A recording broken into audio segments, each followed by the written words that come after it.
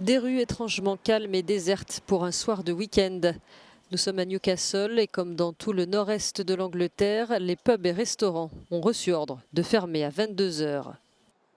Cette zone a connu le plus fort taux d'infection au coronavirus dans le pays.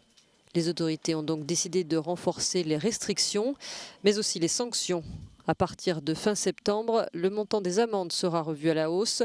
Ceux qui ne respectent pas une mesure d'isolement imposée par les services sanitaires risquent 1 000 € d'amende, un montant porté à 10 000 € en cas de récidive. Le secrétaire à la Santé a averti que le Royaume-Uni était à un point de basculement dans la lutte contre le coronavirus. Nous allons nous en prendre sévèrement aux personnes qui se comportent mal, a-t-il dit. Mais chaque téléspectateur a le choix pour savoir si nous allons laisser le virus hors de contrôle.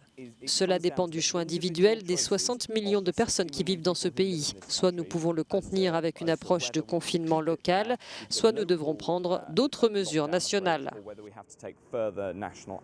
Le gouvernement britannique est sous pression, critiqué notamment pour sa gestion du dépistage. Les files d'attente pour se faire tester sont toujours plus longues, tandis que d'autres doivent parcourir de très longues distances pour rejoindre un centre de dépistage. Ce samedi, des centaines de mécontents se sont en outre retrouvés à Trafalgar Square à Londres pour dénoncer l'atteinte aux libertés individuelles liées aux mesures anti-Covid. Après une première vague particulièrement meurtrière dans le pays, le gouvernement veut agir vite pour limiter la deuxième vague.